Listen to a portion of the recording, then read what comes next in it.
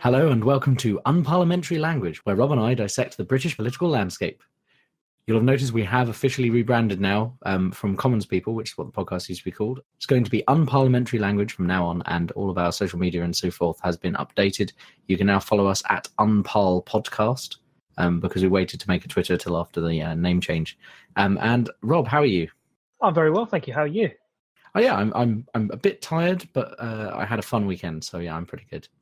Shall we rumble right on into our headline quickfire? First, I'm going to put in one that you've actually suggested, which is a bit older. Hit the Chevy with your levy, tax the whiskey and rye. Yeah, so this is, first of all, this is an amazing headline. I just love it for pure pun reasons. Essentially, the story behind this one is that Donald Trump, has been having a go at China, as he would say, over their trade policy. For a long time, and I think if you remember back to his presidential campaign, he said that the trading with China was unfair and that China had an unfair advantage over the US. So what he's proposed to do is to whack massive tariffs on Chinese steel coming into the US. And what the Chinese would say they would do back, and what they've started to do, is they've started to hit back on tariffs on American products, including fruits, nuts, wines, steel pipes, and on 8 other items. Essentially, this could be the beginning of a trade war, which we're not quite sure who's going to come out victorious in that. But all we do know for the moment is that US stocks and shares have been hit pretty severely. They've plunged about 11% since the tariffs were first proposed. So yeah, it could be a big economic storm that's almost entirely of Trump's own making.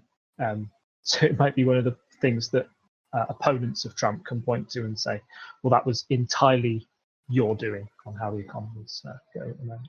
And also, might be interesting to see, because of the nature of the setup of the economy in both China and America, they're kind of opposing mentalities, really. So America is a very free market with limited governmental control, whereas in China, like, maybe they can deal with the tariffs because they can just, they can essentially artificially set the prices in China of things, whereas America doesn't have that ability. So perhaps, like, the people who will be affected worse in America, the people who will be affected are probably going to be the workers, not Trump and is it Xi Jinping? Yes. Yeah. So they personally probably won't be affected by it in the short term, whereas it's the workers who can be affected. But in America, with like prices rising, those workers will have to spend more money on things, whereas in China they can just say the price of this thing is cheaper, but and take it from somewhere else in the economy. Potentially, at least that's one of the things I've seen said that might happen. The worst violence that I have ever seen. Yeah, so this story, the worst violence I've ever seen, comes from the perceived rise in violent crime in London over the past 2 months. I don't know if you saw it. Did you see a story in the Times as well that ran on its front cover about that murder rates in London were higher than New York? Yes, I've seen that, but I've also seen it refuted by BBC Reality Check already. It's very much cherry picking the result because we're only 3 months into the year. I would also recommend listening to More or Less, the Radio 4 podcast that does a very good deep dive into exactly the same thing about the data that they used. Essentially, they took a very small chunk of data for the past 2 months. And actually, if you look at over like the past 10 years, it's more of a story of success in the New York policing and how much they've been able to bring murders down in the capital rather than the rise in murders in London. There has been a spike in the last 2 months. That's for certain. But now, after we've had the violence, sort of different political sides have taken to the blame game, and different sides are pointing to different reasons for the rise in violence. Lots of people on the left are saying that it's because of cuts to the police, and that's been backed up, I think, today by a leaked Home Office report that essentially said they believed this was the cause. But others on the right have pointed to Sadiq Khan and said that it's because it's a Labour-controlled mayor in London has led to a rise in violent crime. I would tend to go with the Home Office statistics more than the latter explanation. But it's a really interesting example of how kind of almost bad statistics or a bad use of statistics can make a story out of something that might not seem very spectacular on the surface. Yeah, I think that's something we'd like to do a deep dive on in the future, perhaps. In fact, we have an idea, or I might say this at the end or something, but we have an idea that over the summer, when during silly season, we might do slightly less episodes, but they might be like deep dives into particular topics that affect, media representation, things like that, other related topics. Yeah, and that would fit there, I think. Right, our next headline is Patients Flee NHS Waiting List Hell. So this is a story from the Daily Express, essentially saying that because of a rise in waiting list times in the NHS, they're seeing more and more people go abroad to seek treatment. Essentially, I think this is a big story, particularly for the Daily Express audience, which does tend to go towards have a more elderly audience, likely to be in hospital more often. So this will appeal to their readers. And it also sort of plays into the Express's fear that the NHS is overworked, that waiting lists are too high, and they want to see a change. I think probably the biggest pressure that Theresa May has had from both left and right is that both sides want to see an increase in NHS funding to help an organisation which is clearly under strain. Well, we've already alluded to our next one, actually, from what you said about earlier. So this is police cuts likely contributed to rise in violence, leaked Home Office paper says. So this has basically been on BBC News 24. It's the only thing that's been on the TV today, as far as I can tell, because Amber Rudd went out and gave a talk, but she's kind of been undermined by this leak, as far as I can tell. Yeah, that's essentially the story, and it does link back to the spike in the reason why this report has got so much coverage is because of the perceived spike in violent crime that's happened in London. It's kind of shone a spotlight on the issue. And like I said, it's led to people playing the blame game or looking for a reason why. And this Home Office paper, if true and leaked, and particularly if it's going against the version that the government says, is pretty damning, and it hurts the Conservatives, where they're traditionally seen as strongest. They're meant to be strong and tough on crime. What was Amber Rudd's proposed solution, being that the left's suggesting more police? What was her suggestion today that she was saying in this speech? Yeah, so Amber Rudd's response was that it was linked to drugs and rising crime. She said that the illegal drugs market was essentially the biggest driver of the increase, and we should look to portion the blame on drug dealers rather on the police and their stop and search power. Our next headline, You'll pay, Trump warns Assad after gas attack. So yeah, this is the terrible story that came out yesterday of a suspected gas attack in Syria. I think where over 70 civilians were killed. And the big inference is that this has been a chemical attack. If it is a chemical attack, then that would be very severe, because not only obviously are chemical weapons banned under the Geneva Convention, they were also meant to be removed years ago. Do you remember that there was a big vote in the House of Commons, I think when David Cameron was still in charge, about the use of aircraft over Syrian airspace as a response to what they suspected back then was a chemical attack as well. Eventually that was stopped because Russia came in and said, it's okay, we've got Assad to remove all his chemical weapons, so there won't be any trouble now. If this is a chemical attack, then it means that not only Assad, but also Putin might be, Putin, who's supporting Assad, could be seen to have reneged on his promise to get rid of those chemical weapons in Syria. So it's probably the strongest response from Trump and strongest anti-Putin message that Trump has had since his election. And finally, leading into one of our major news stories for this evening, Corbyn, I will meet Jewish leaders. The headline there was underlined and italicized for emphasis, and that's from the Jewish Telegraph. So this is in a response to this sort of bubbling anti-Semitism row that's been happening in Labour, particularly over the past 2 weeks. But it has been something that's been going on far longer whilst Jeremy Corbyn's been in charge. And it's something I want to go into more depth with later in the podcast. But essentially, this is Jeremy Corbyn fronting up, saying that he will respond to pressure from his own MPs and members of the Jewish community to meet with Jewish leaders to address these concerns of anti-Semitism and try and stamp it out in the Labour Party once and for all, to try and draw a line under this crisis that has threatened his leadership, essentially, of Labour. It's one of those stories where it's kind of hard to work out where the misinformation lies. You see, or where, what is real information, what is being kind of built up by the media, because Corbyn went and stayed with a Jewish group, right, and for Passover, but they're quite a left group within the Jewish community that is a generally quite traditional community, and so some people saw that as an attack, or like some people saw that as worrying. But what he was doing was going to a Passover event, which you would consider is good. I mean, frankly, I think he was in a position at that point where whatever he did, people would have, like, if he'd refused to go, people would have said, "Oh, he's anti-Semitic," and if he and he went and he still got criticism. But there's a lot going around, and you see, I mean, there clearly is some problem, because I've seen several of my Jewish friends posting various, like screenshots on Facebook groups from various people who are like running as Labour councillors and stuff. And then they're not being like stricken off the list when this kind of stuff is found. And so there's definitely a problem.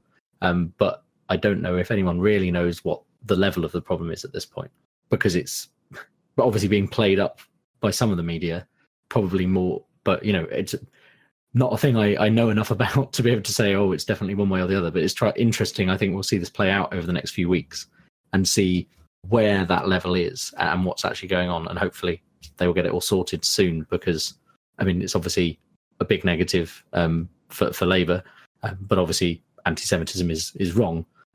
So we want to see that gone. Yeah, definitely. I think your first point about how this story's been really tough to follow and to kind of negotiate what is an opinion from fact and who to trust on these issues and who's saying what, because you have on one side, I would say you've got right wing press, what some might refer to as the mainstream media, but I guess the mainstream media is a bigger bubble than that. But let's keep it simple and say your Daily Mails, your Expresses, people who are biased against Jeremy Corbyn. I don't think that's too strong to say. They generally dislike his leadership, who are jumping on this story because they see it as an attempt to smear Jeremy Corbyn, to put him saying, oh, he's anti-Semitic, therefore he's unelectable, and therefore he's unsuitable to be Labour leader and leader of the country.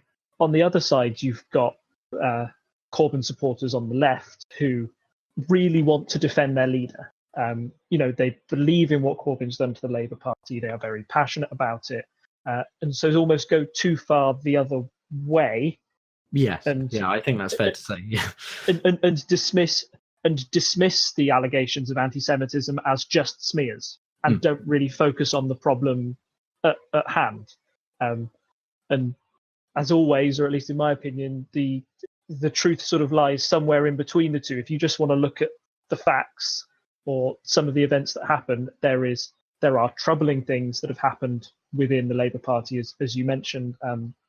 I've got a little list here that kind of paints a bit of a timeline of why this story has come up and why it keeps coming up, because it's not the first time in Corbyn's leadership that the threat of anti-Semitism has been thrown at him. Do you remember the first time? I was going to say, I thought even before this, there was a story about Ken Livingstone, which was before Corbyn was leader, I thought. So it's that there's some kind of, there's even more backstory to it.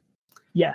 So back in April 2016, Ken Livingstone had said in a BBC interview that Hitler had originally been a Zionist who supported moving all the Jews to Israel before he went mad and ended up killing 6 million Jews, which was quite a flippant comment about the Holocaust, and also one where he seemed to be calling Zionists, basically making an equivalency with Hitler and Zionist. Right, yes. Which greatly offend the Jewish community. And that led to protests, people asking for Ken Livingstone to be thrown out of the Labour Party, and Jeremy Corbyn didn't act on that for quite some time. And that led people to sort of think that Corbyn may have had sympathies towards Ken Livingstone or wasn't treating the problem as seriously as he could have done. There's also another couple of incidents that people point to. So there's also the case of Labour MP Nazim Shah, who compared Israel to Nazi Germany and suggested that the Jews were rallying in defense of Israel. And because of those comments on her Facebook post, she was suspended from the party, but was later reinstated after 3 months. And people felt that that wasn't long enough for her to be suddenly put back into the party. There's also questions about Jeremy himself. So those are two issues where it's not been Jeremy Corbyn, but it's a perceived weakness in his leadership to not act on that quickly enough. Others would say that because Jeremy Corbyn is staunchly pro-Palestinian, which doesn't mean you're anti-Semitic in any way. It just means he supports the Palestinian cause. But some people feel that he's gone too far, and there is a quote that is used by a lot on the right to try and attack Jeremy Corbyn, saying that when he invited members of the terrorist group Hamas and Hezbollah to speak at Parliament, referring to them as his friends, which led some people to imply that Jeremy Corbyn was friends with anti-Semites. So there's a little bit of like needle there, and there's certainly more attack from this anti-Semitic angle by Jeremy Corbyn being in charge of the Labour Party than there would be of any of the other people up for the Labour leadership. So that's why it's become a bit of an Achilles heel, or at least a point where people feel that there might be an issue with Corbyn and anti-Semitism. Do you know why why this latest row around anti-Semitism flared up in the first place? I think I missed the actual start of it. I then started kind of paying attention once I'd heard it had happened, but I think I missed the very start of it. So it was about a Facebook comment that Corbyn made back in 2012 about a mural that was... yes. Yeah, I heard that mentioned, yes. Yep. Yeah, so that was an anti-Semitic mural that Corbyn basically left a comment on there saying, I don't think it should be... I'm trying to find his exact words maybe to make this fair. Just at least I want to put it in context. So there was a mural back in 2012 that Corbyn had written on the Facebook post to this person saying that he thought it was unfair that it was taken down, and had written, why you're in good company, basically saying that Rockefeller, one of the people who was portrayed on the mural itself, had tried to get a mural moved on his building when it depicted Lenin. That comment on that mural was found by an activist. I think it was Guido Fawkes, but I'm not sure. But anyway, it was brought to the attention of the media, and that's what sparked again this anti-Semitism row, and led to other things coming up. So there was you mentioned a councillor who had been suspended.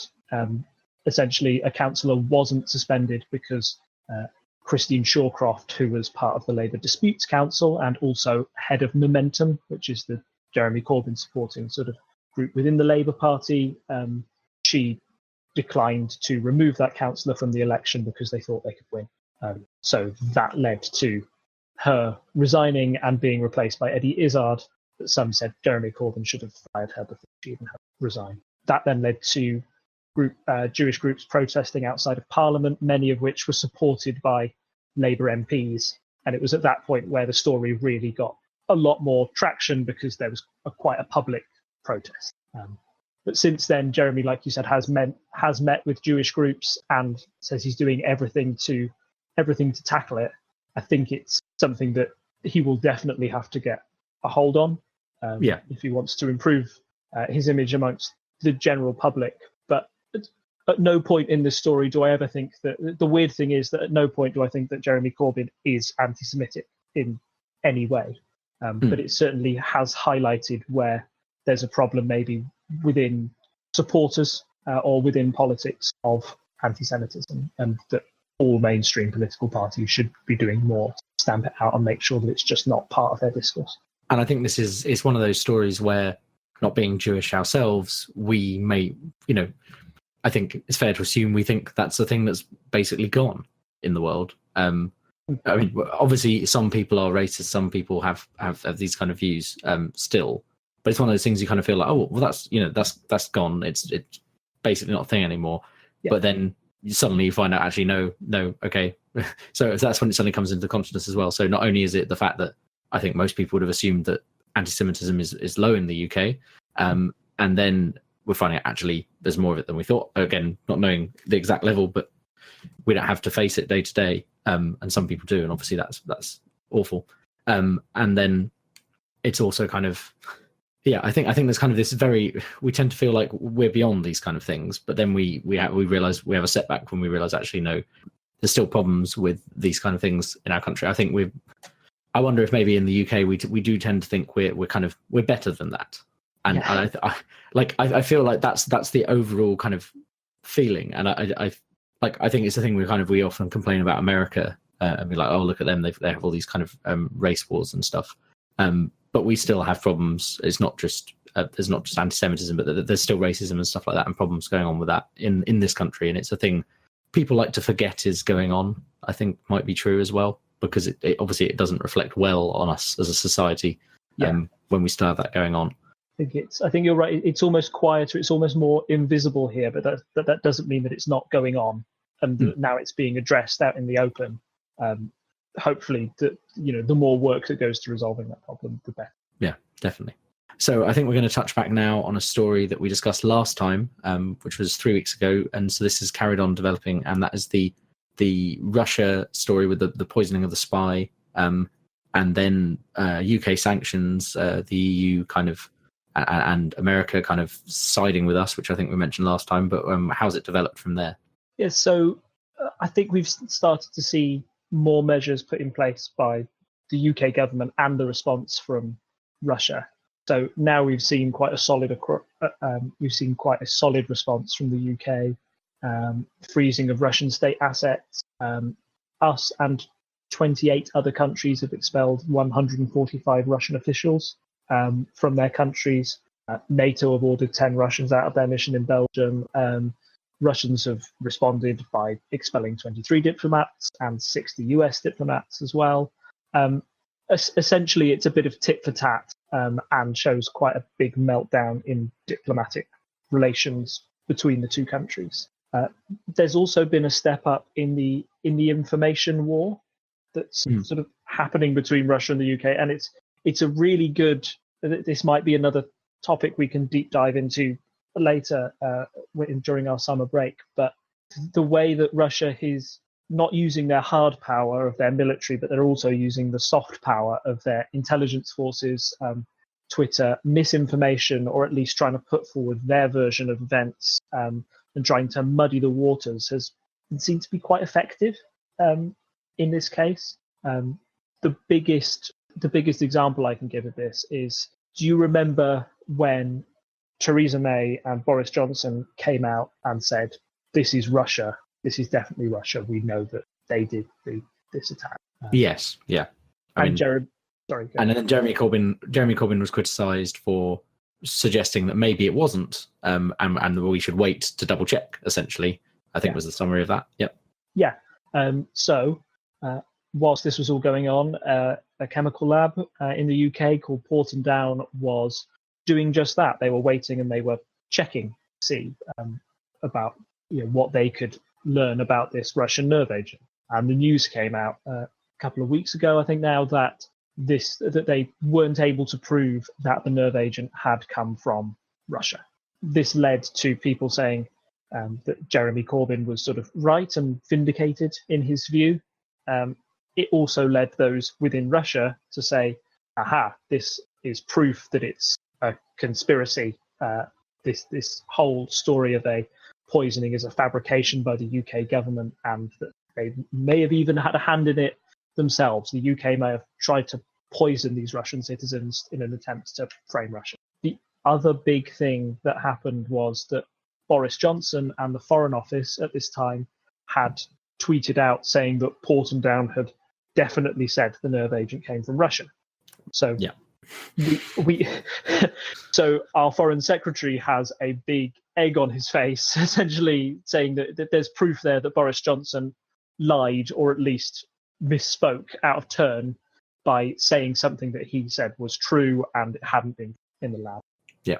The sort of truth, or if you take like a nuanced view to this, it lies in between, because Porton Down had never been asked to prove where this agent came from.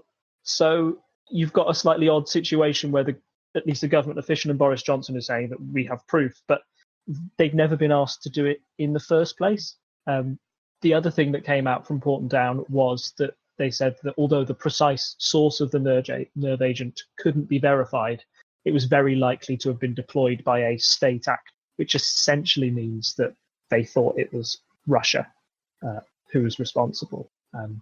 Russia then accused Britain of sort of like saying that Britain had stitched them up and saying that the state actor wasn't them, but Russia had been denied access to basically an independent inquiry to the source of the nerve agent, because there's fears that Russia, if they were involved in that, then they might use their influence to either delay the inquiry or try and get a result that was more favourable for them. We have a mixture of stories here. With the government, it would seem like the government and Corbyn, having knocks to their reputation essentially, but also having maybe some positives, depending on how you view the stories. So how do we think that's affected people's opinion of both parties? Well, a recent YouGov poll has come up that essentially says that the Prime Minister now holds a 10-point net favourability lead over Jeremy Corbyn. And that's for the first time since the general election. So until now, Jeremy Corbyn has been seen as more popular than Theresa May by quite some margin. I think after the election, there was nearly a 40-point gap between May and Corbyn. So to have it turn around in such a short time is quite impressive. And I think these stories have hurt Jeremy Corbyn and helped Theresa May in different ways. So I think it's quite obvious how the anti-Semitism row has hurt Jeremy Corbyn. I think it at least puts his leadership qualities into question about how quickly he's able to react to events within his own party. And the Russia story, because Jeremy, even though some might say that Jeremy Corbyn was seen to be right in his assessment that we should wait to see what the results of the chemical tests were, because his view, or at least how Boris Johnson has put it, that Jeremy Corbyn comes across as a Kremlin stooge because Jeremy Corbyn's events sort of like help muddy the waters or help the Russian version of events slightly, it does knock, again, Jeremy's perception as a leader and what he might do if he were in charge and Russia was a real threat. By the same token, Theresa May has been quite strong against Russia from the start. She's presented a united front, and if people are rallying to a cause or rallying against Russia, then people will tend to support the person who has the power to stand up. So that's seen May's favourability rise. So it's a little bit worrying, I would say, for Labour at the moment. Not massively, because as we know, it only takes one general election for people's opinions to change quite wildly. But it's certainly been, since we last came on air, it's been a really tough few weeks for Corbyn and his leadership, and it'll be interesting to see where he goes from here to recover. And I think it's worth pointing out. There's two things. There's a related article, and there's the graph in this article you sent me from YouGov. So yeah, Corbyn is almost back at the point he was at in August 2016. Theresa May is, as we say, 10 points higher, but she is nowhere near where she was for most of the run up to the general election. She still maybe it's hard. This graph doesn't have the best scale on it. Yeah, but that's a discussion for another time on the graphs in the media. But you can see that yes, she is up, and the trend is currently that she's going up. Yeah, it's not back up to the heights she was at. So it's still people having problems with her. It's just Corbyn has dropped quite a bit in the last 2 months while she's overtaken. And the related article I wanted to mention is this article is from the 9th of April. From the 4th to 5th of April, which is probably within a few days, as a voting intention poll, which puts Conservatives at 42% and Labour at 41%. So it looks like the percentages for the parties are still basically where it was at the general election. Oh yeah, we've seen very little change within the polling since the general election. It's been amazing to see. Before the general election 2017, there was a massive gap between the parties. There were like 20 between the Conservatives and Labour. So Labour under Jeremy Corbyn have done an astounding job to close that gap. Maybe the worrying thing for Labour now is that although they've been able to close that gap, they've really struggled to surpass the Conservatives or get the Conservatives ticking down at all to any significant degree. It might show like far more polarization in the country. There's you used to have about 35 and 40 for another one, and about 25%, doesn't it, for like third party options? Yeah. Now it just seems that we have two tribes who are quite entrenched, and it's going to take something big to knock any of those sort of like voting intentions numbers down a lot. Yeah, having read into that article a bit more, I just noticed it said so. This is on a week by week basis, and then obviously that does matter when there's an election because it happens on one day. But the Conservatives have lost 1% and Labour have gained 2% from the previous week. There isn't a graph for me to see. There isn't a graph that allows me to see what the general trend is. But it's hard to draw a conclusion from 2 points. But it is just that there is still some jockeying going back and forth. Yeah, it's certainly, and that's the new politics now. The 2017 election really shook up the British political landscape, where they eliminated. We used to be sort of a 2.5 party system, so there would be at least 20% of people there or thereabouts who would vote for a party that wasn't Labour or the Conservatives. Now it's looking like solidly 2-party. These are the titans that are going to go for it. If a general election was called tomorrow, I genuinely wouldn't have an idea of what would go on. I think we'd likely have another hung parliament. Yeah, I don't think any side would be able to make a majority in the current circumstances. And our returning regular feature, Would You Rather? So this one is maybe a bit more political than the other ones, but I'm trusting you here, Wilco. I think you can do this one. Yeah.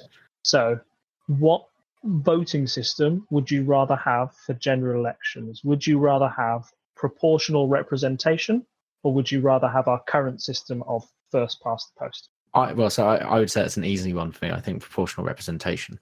Yeah. There is a lot. I've read up a lot on this. When we had the referendum on alternative vote, I was pro alternative vote, and I've not changed my opinion since then.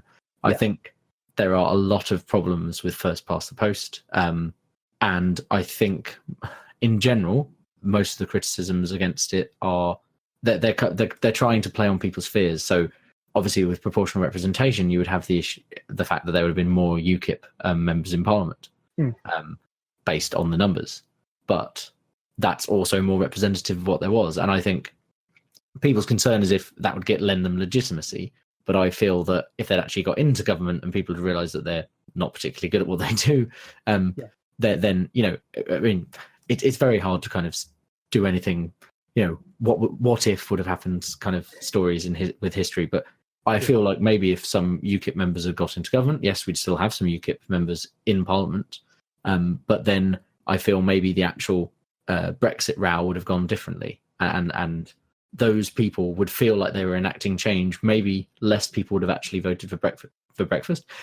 Less people would have actually voted for Brexit because I think I get the impression that quite a lot of the people voting for Brexit did so out of disenfranchisement with the current political system. Yeah. And that's why we've seen this big change in the political system. So if people had felt they were better represented, maybe, I mean, we would still be talking about having a referendum if we had UKIP members in Parliament, obviously, because that's what they want. But I feel the feeling of the average person would be different if they felt they were being well represented. And I think maybe we'd have had some of these discussions that ended up being happening in the referendum might have happened in Parliament in front of everyone, and people would have had more time to analyse these things. And I mean, not that there aren't rules when you're campaigning, but there are also rules that hold in the House that mean the debate has to be more civil than it sometimes was. And I think that probably would have been better overall, even though I know that's a criticism. People often go, oh, you would have had this many UKIP MPs. But I mean, that would have been representative of what people actually voted for, which is the whole point. Yeah. It comes with highs and lows, as does any political system, but you can't say, taking this, ad absurdum, it's, if you go to the absurd, well, then you say, well, I only like this party, so only my party should be able to be voted for, and then you've got a dictatorship. So, you're going to have times where people you don't want to be in power are in power.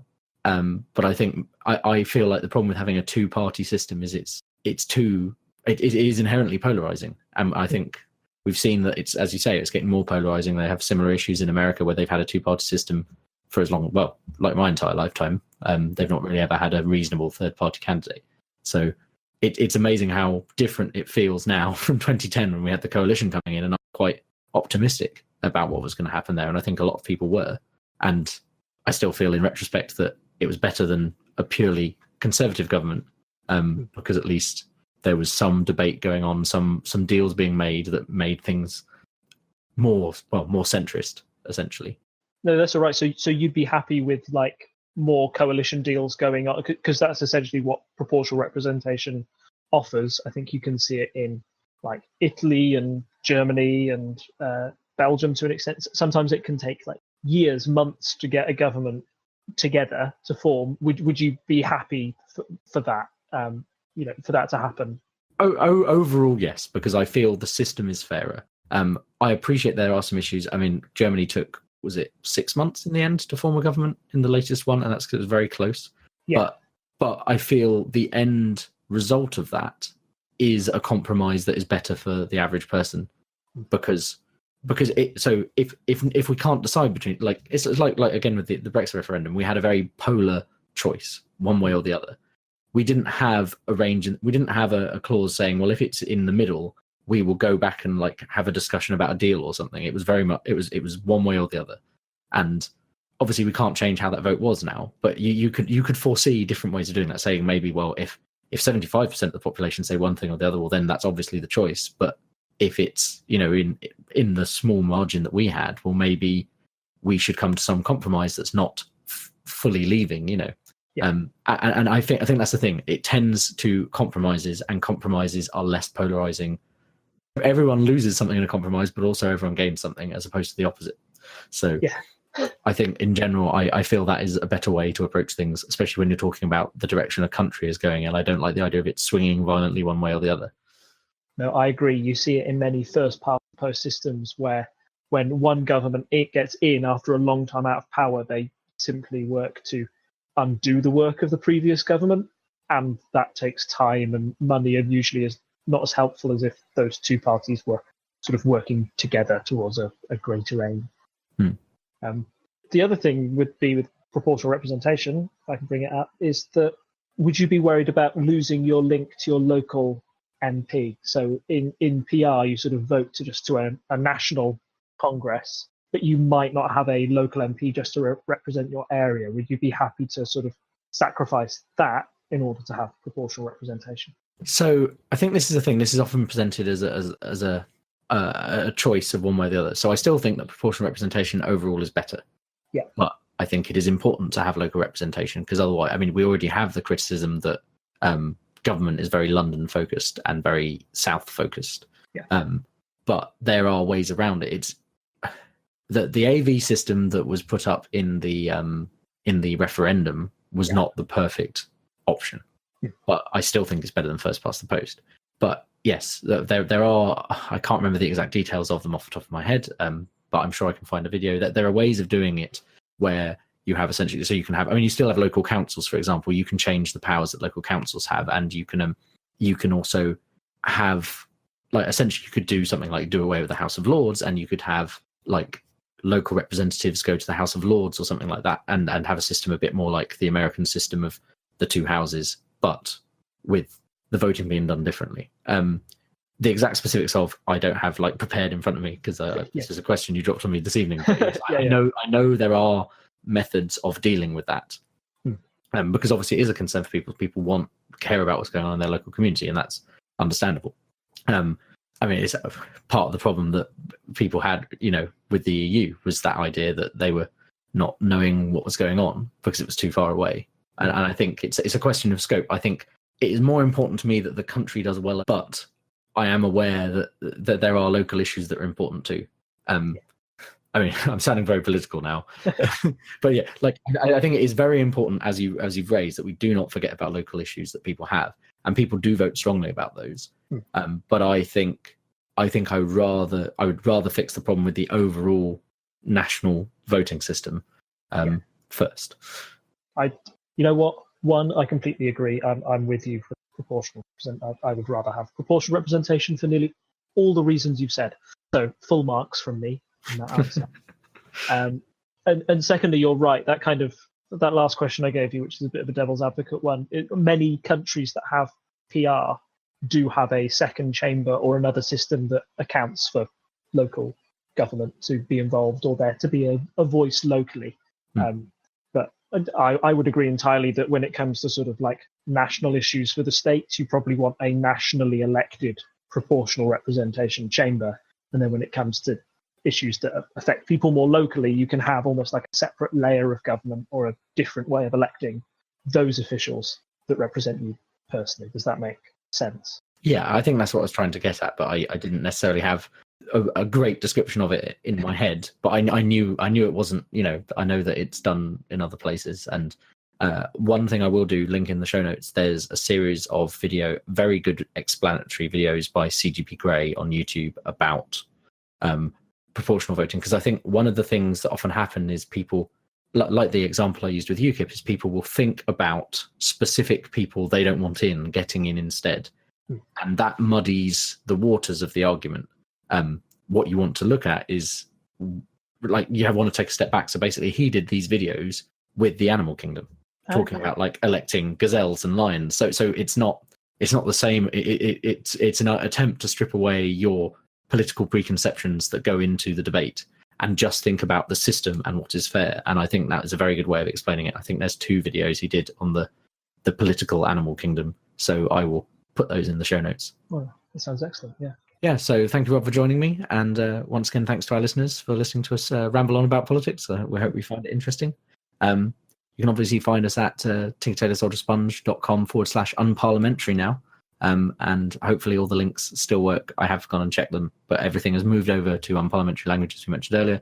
And we've updated all our other links. You can find us on Reddit is now called unparliamentary language, but it's still /commons people. We might have to go create a new Reddit as well. If you want to support us and what we do, we need money to run the website, and it'd be good to get a proper microphone for Rob, like the one I'm using. So go support us on patreon.com/TTSS, and there'll be a link in the show notes for that. And it's goodbye from me. It's goodbye from him. Bye.